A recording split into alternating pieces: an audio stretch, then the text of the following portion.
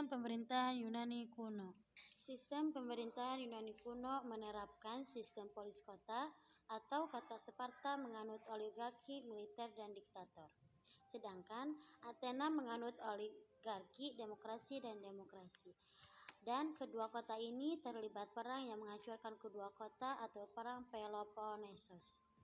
Dan yang akhirnya dikuasai oleh Macedonia hingga akhirnya Alexander the Great atau Iskandar Zulkarnain mengambil alih kekuasaan Yunani. Sistem pemerintahan Romawi kuno. Sistem pemerintahan Romawi kuno 1. Melanjutkan sistem republik yang belum diberlakukan di Yunani. 2. Memperkenalkan kodeks hukum pertama di Eropa atau Iuris Titianus dan Corpus Iuris Civilis.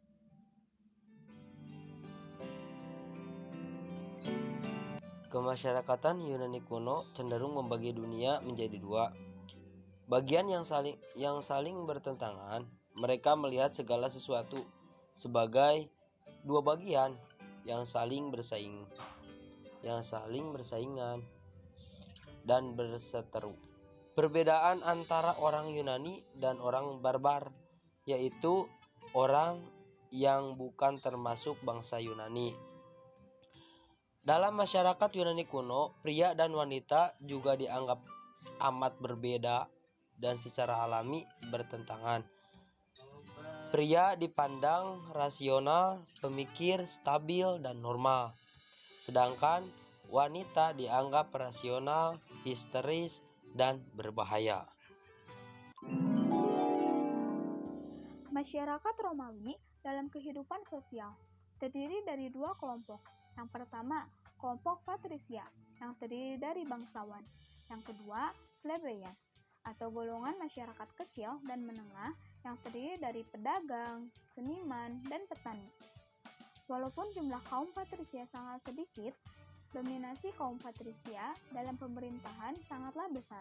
Dari sisi lain masyarakatnya, perempuan dalam peradaban Yunani kuno tidak dianggap sebagai warga negara. Sedangkan saat Romawi kuno, perempuan menjadi warga negara.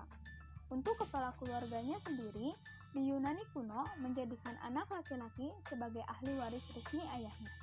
Sedangkan dalam Romawi kuno, kepala keluarganya disebut pater familias, yang mana seorang ayah akan tetap menjadi kepala keluarga meski anak laki-lakinya telah berkeluarga.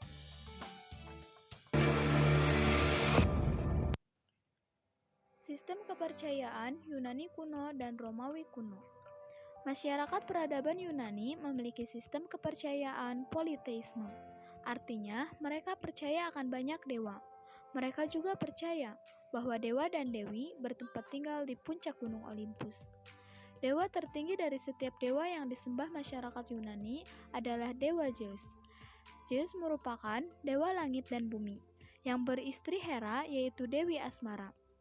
Zeus juga didampingi oleh dewa-dewi lainnya, yaitu Poseidon, Apollo, Hermes, Vala Athena, Aphrodite, Ares, Artemis, Dionysos, Hades, Pan, dan Demeter. Mereka juga memuja hero atau pahlawan, yaitu manusia setengah dewa yang sakti namun dapat mati. Salah satu hero yang terkenal adalah Hercules.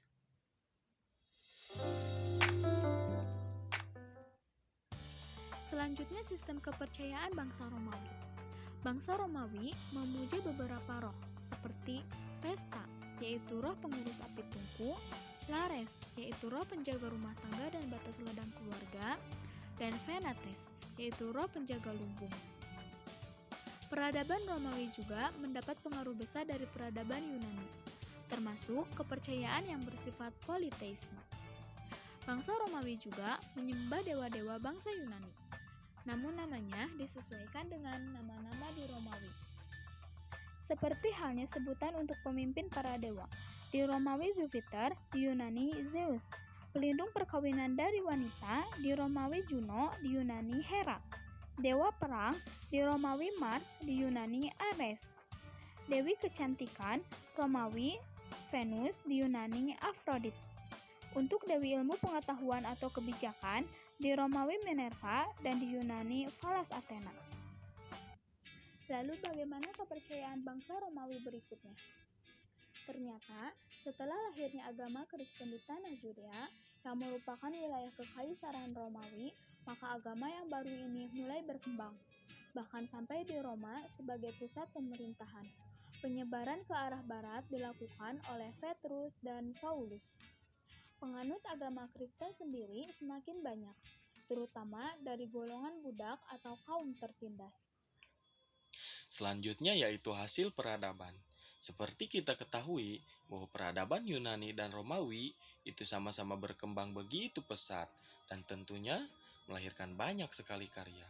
Mulai dari arsitektur, kesenian, budaya, hingga ilmu pengetahuan yang pengaruhnya begitu besar terhadap kehidupan. Di antara peninggalan-peninggalan arsitektur Romawi yang masih berdiri kokoh dan masih bisa kita nikmati hingga saat ini, seperti pertama ada bangunan Colosseum yang terletak di kota Roma, ibu kota Italia, yang mana bangunan ini dulunya digunakan sebagai arena pertarungan para gladiator. Namun, sekarang hanya dijadikan sebagai tempat objek wisata. Kedua, ada Roman Forum yang dulunya merupakan area pemerintahan kuno. Bahkan di puncak kejayaannya Romawi, area ini digunakan sebagai lokasi pidato publik, pengadilan, dan lain-lain.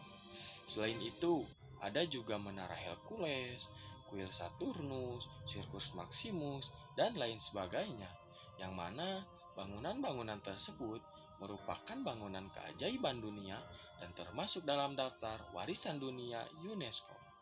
Selain peninggalan Romawi, ada juga peninggalan-peninggalan Yunani. Seperti pertama, bangunan kuil-kuil dengan gaya Doria.